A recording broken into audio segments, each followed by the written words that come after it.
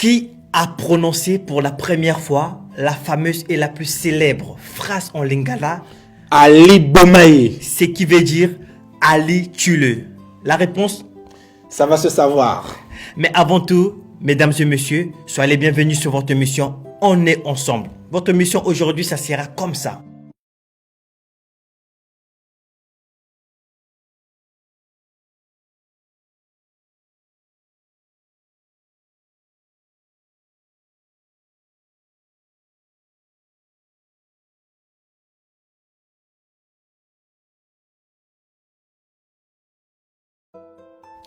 Et oui, chers amis, vous l'aurez compris, votre mission aujourd'hui, ça va s'écouler simple, facile, tranquille, car life is easy.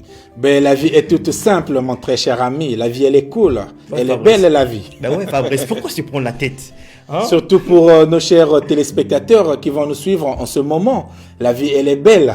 D'ailleurs, pour vous qui nous suivez, vous savez bien qu'on a nos habitudes, on ne change pas l'équipe qui gagne, on ne change pas les bonnes habitudes. Alors, tout de suite, on va passer à notre proverbe du jour qui dit ceci. La gratuité corrompt le cerveau et appauvrit l'esprit. Cependant, le mérite apporte la satisfaction au cerveau et enrichit l'esprit. Fabrice, je ne sais pas où est-ce que tu es allé chercher ça, mais j'ai même du mal à prononcer les mots, quoi, tellement que c'est profond. C'est lui qui l'a signé, hein? Donc, il va nous dire ce que ça veut dire. Mon très cher Mike, merci pour nos téléspectateurs. Sur notre proverbe du jour, comme l'a su dire Mike Laveste, mon très cher ami. La gratuité corrompt le cerveau et appauvrit l'esprit. Cependant, le mérite apporte la satisfaction au cerveau et enrichit l'esprit. Signé bien sûr Fabrice Coutumier. Cela veut dire que dans la vie, le fait de recevoir gratuitement un bien sans travailler fait détourner l'esprit de la réalité vers l'artifice. Or, seul le travail bien fait avec amour et passion et non par contrainte oriente l'homme vers la quête de soi. Mon très cher Mike Laveste. Et ça, c'était signé Fabrice Coutumier, hein. Comme d'habitude, les gars, il est toujours en mode profond, avec ses histoires. Et c'est même pas où est-ce qu'il va chercher ça. C'est ça qui fait la beauté de la vie. On doit apporter le meilleur de nous à nos téléspectateurs, mon cher ami. N'est-ce pas que la Bible déclare que la nature nous enseigne? Je ne vais pas rentrer dans ça. Moi, je refuse de rentrer. Avec toi, tout est. Life n'est pas easy, mais life is deep. Difficult. Ok, les amis. On vous l'a dit tout à l'heure, le Ali Bomaye. On vous a promis qu'on devait vous dire d'où ça venait. Mais avant toute chose, comprenez d'abord d'où est née la phrase. Ali Bomaye. Nous sommes dans les années 1974. On a le boxeur du monde qui est en train de grimper, hein, c'est ça, hein, Fabrice? Mike, s'il te plaît, excuse-moi, juste une parenthèse, rappelons à nos téléspectateurs que ici, nous sommes en Belgique. Alors, en Belgique, 1974 devient 1974. Parce que ça peut prêter à confusion, mais ceux-là, ils disent quoi? Ah ouais. Nous sommes en Belgique. C'est le réflexe, hein. Tu vois, des fois, entre à cheval entre la France et la Belgique, 74, 74. 94, 94. Merci Fabrice, c'est bon. Ouais, c'est bon. Ça arrive, hein. Ça arrive. Donc, je disais tantôt que, là, je parle belge, hein. Disais tantôt que nous sommes en 1974. Le boxeur Mohamed Ali est vraiment au sommet de sa gloire. Tout à fait. Il rafle tous les trophées. C'est là qu'il va apparaître un manager excentrique appelé Don King. Don King, il voit le profit partout. Les gars s'est dit, bon d'accord, vous voyez, avec Mohamed Ali, il y a moyen de se faire beaucoup d'argent. Donc, il met sur la table 5 millions de dollars pour un combat contre un championnat du monde, hein, contre Mohamed Ali et Foreman. Rappelons-le que 5 millions de dollars à l'époque, dans les années 1974, s'il faut le dire, équivaut aujourd'hui à peut-être 15 ou 20 millions de dollars. Hein.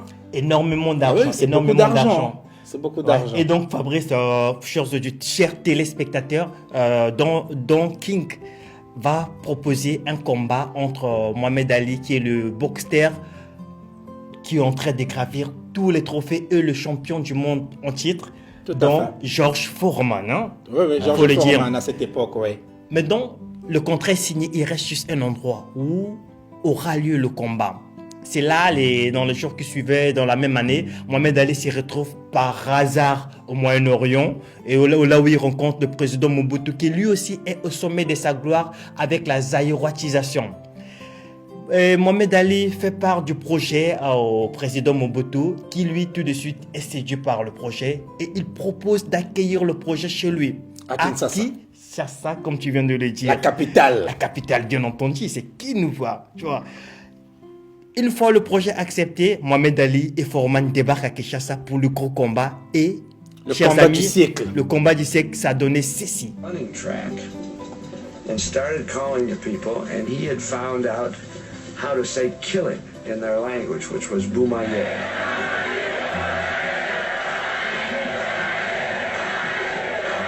Muhammad got that Ali Boumaye chant going right from the get-go. He was the hero. The other guy was the enemy. George was the enemy. So by fight time, I doubt that there were more than a handful of people in Zaire who weren't rooting for Ali.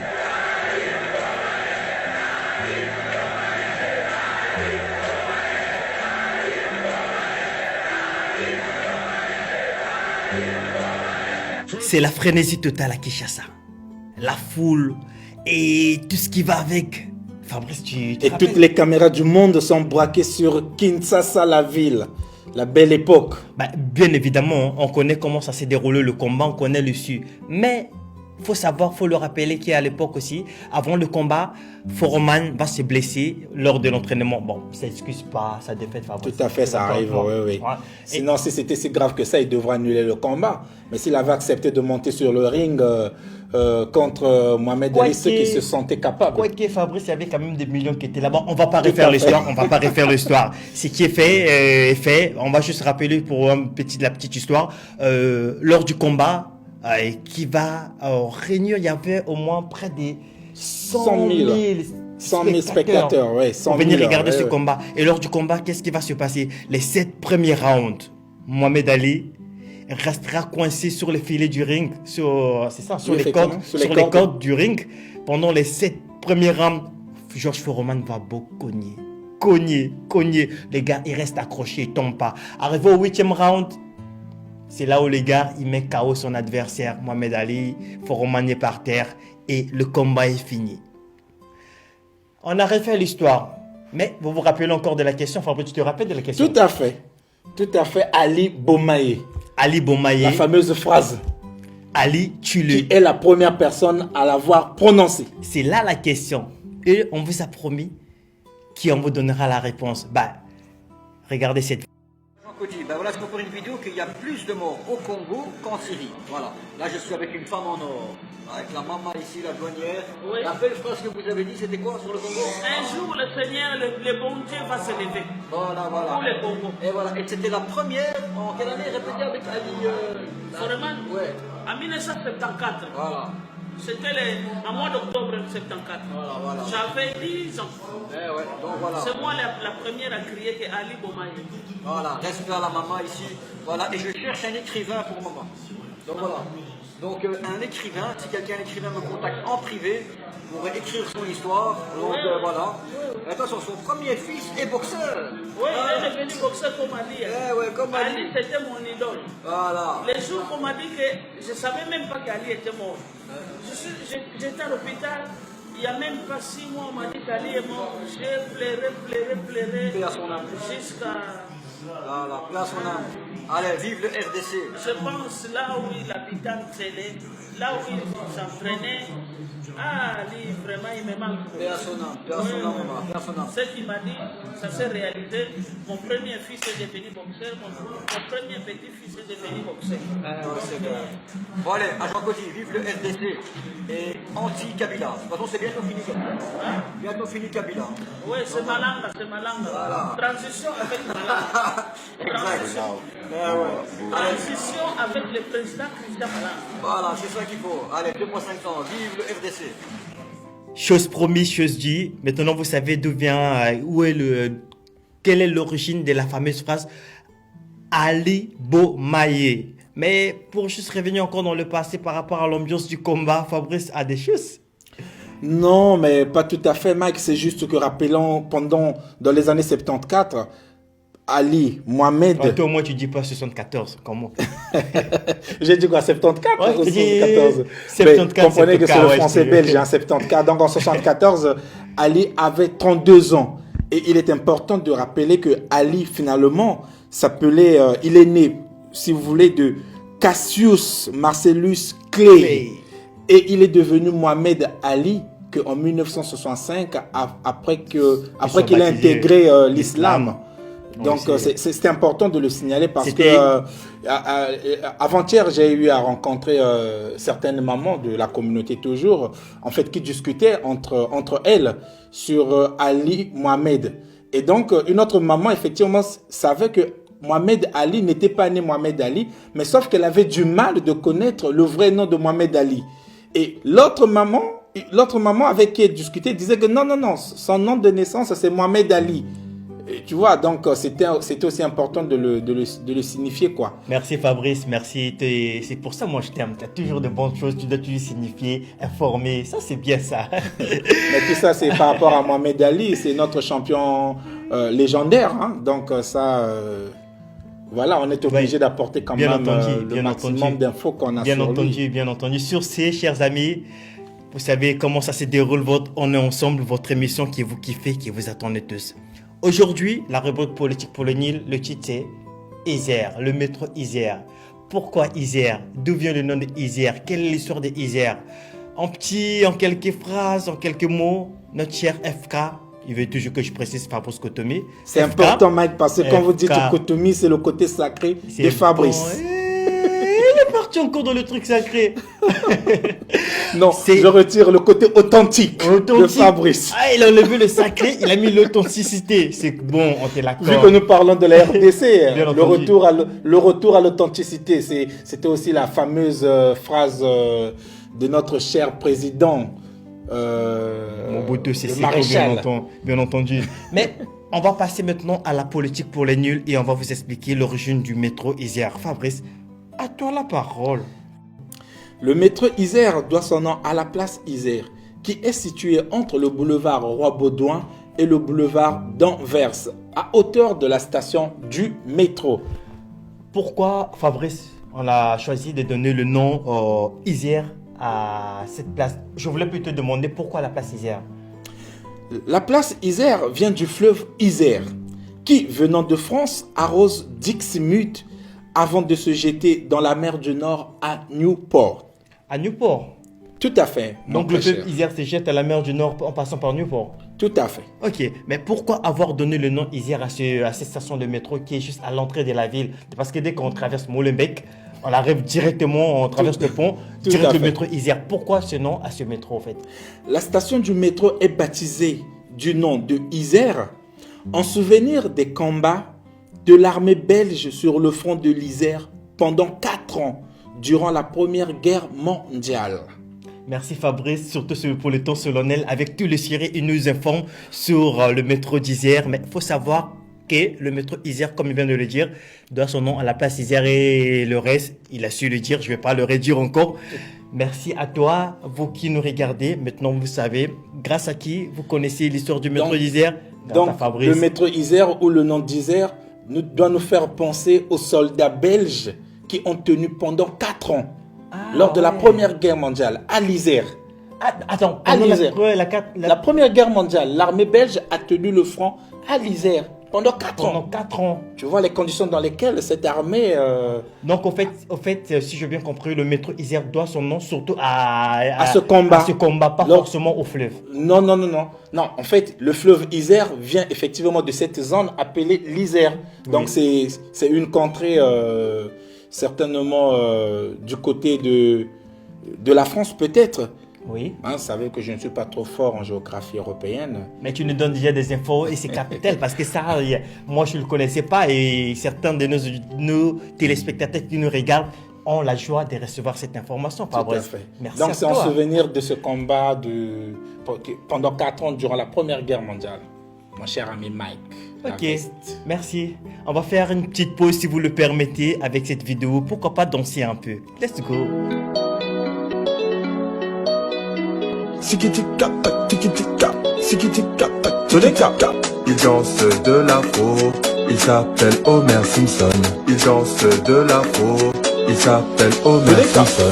Tes mains sont loquetto, il s'appelle Homer Simpson. Il danse le coupé, il s'appelle Homer Simpson. Il gère bien les guaras, il s'appelle Homer Simpson. Il fait bien le zantou, il s'appelle Homer Simpson. Il fait bien le chatou, il s'appelle Homer Simpson.